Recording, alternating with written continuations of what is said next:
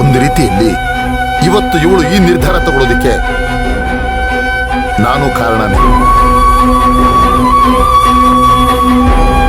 ಭಿಕ್ತಿಯವ್ರೆ, ಅವತ್ತು ಲಗ್ನ ಪತ್ರಿಕೆ ತಗೋಬೇಕು ಅಂತ ನಾನು ನಿಮ್ಮ ಮನೆಗೆ ಬಂದೆ.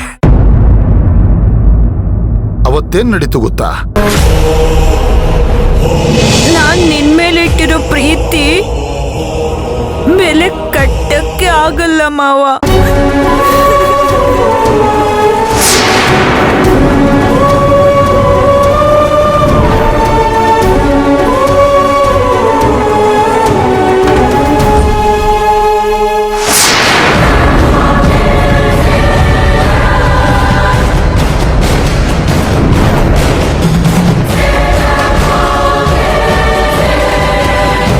ಅವತ್ತೇ ನಾನು ನಿರ್ಧಾರ ತಗೊಂಡು ನನ್ನ ತಂಗಿ ಮದುವೆ ನಿಲ್ಸ್ಬಿಟ್ಟಿದ್ರೆ ಚೆನ್ನಾಗಿರ್ತಿತ್ತು.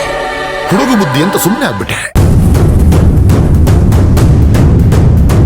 ಆವತ್ತೇ ನಾನೇ ನಿರ್ಧಾರ ತಗೊಂಡಿದ್ದಿದ್ರೆ ಇವತ್ತು ಇವಳೇ ನಿರ್ಧಾರ ತಗೋತಿರ್ಲಿಲ್ವೋ ಏನೋ.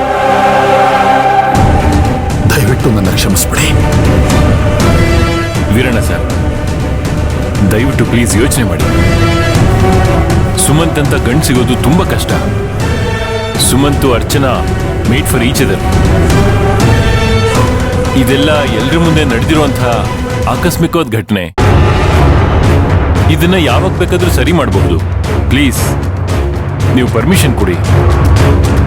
ನೋಡಿ ವೀರಣ್ಣವ್ರೆ, ಅರ್ಚನಾ ಮೇಡಮ್ ಮನ್ಸನ್ನ ನೀವು ಅರ್ಥನೇ ಮಾಡ್ಕೊಂಡಿಲ್ಲ. ಅವ್ರದ್ದು ತುಂಬಾ ಮೃದು ಸ್ವಭಾವ. ಅವ್ರ ಜೊತೆ ಆಫೀಸಲ್ಲಿ ನಾನಿರೋದು. ಅವರು ತುಂಬಾ ನೊಂದ್ಕೋತಾರೆ ಅಲ್ವೇನ್ರಿ? ಈ ಮದ್ವೆ ನಡಿಬೇಕು. ಇಲ್ಲಿ ನೋಡಿ ವೀರಣ್ಣವ್ರೆ, ನೀವು ತೀರ್ಮಾನ ತಗೊಳ್ಳೋಕ್ಕೂ ಮುಂಚೆ ನಿಮ್ ತಂಗಿನ ಒಂದ್ ಮಾತು ಕೇಳಿ. ಮಂತ್ರ, ನೀನು ನಿಮ್ ಮೇಡಮ್ ಮೇಲಿಟ್ಟಿರೋ ಪ್ರೀತಿಗೆ ನಾನು ತುಂಬಾ ಋಣಿಯಮ್ಮ. ನಿನಗೆ ಇತ್ತೀಚೆಗೆ ಗೊತ್ತಷ್ಟೇ ನನ್ನ ತಂಗಿ. ಆದ್ರೆ ನನ್ನ ಒಡಹುಟ್ಟದವಳು ಇವಳು, ನನ್ನ ರಕ್ತ ಹಂಚ್ಕೊಂಡು ಹುಟ್ಟದವಳು ಇವಳು. ಯಾವ್ದು ಸರಿ ಯಾವ್ದು ತಪ್ಪು ಅಂತ ನನಗೆ ಗೊತ್ತು.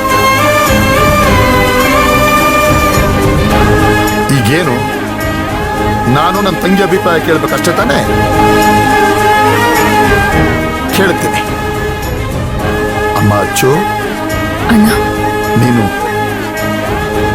ಟಿವಿ ನೋಡಿದೆ ಅಲ್ವಾ ಅಮ್ಮ? ಹಾ ಪರಿಮಳ ಮಾತಾಡೋದನ್ನ ಕೇಳಿಸ್ಕೊಂಡೆ ಅಲ್ವಾ? ಹಾ. ಅವಳ ಪ್ರತಿ ಮಾತಲ್ಲೂ ನೋವಿತ್ತಲ್ವಾ? ಅಮ್ಮ ಇನ್ನೊಂದು ಸ್ವಲ್ಪ ಹೊತ್ತು ಲೇಟ್ ಆಗಿದ್ದಿದ್ರೆ ಇವಳು ಇರ್ತಿರ್ಲಿಲ್ಲ ಕಣಮ್ಮ. ಇವಳೆಷ್ಟು ಪ್ರೀತಿ ಮಾಡಿದಾಳೆ ಅಂತ ಅದರಲ್ಲೇ ಗೊತ್ತಾಗುತ್ತೆ ತಾನೆ. ಪ್ರಾಣ ಬಿಟ್ಬಿಡ್ತಿದ್ಲಿ ಇವಳು. ನಾನು ನಿರ್ಧಾರ ತಗೋತಾ ಇದ್ದೀನಿ. ನಿನ್ನ ಕೇಳಿದೆ.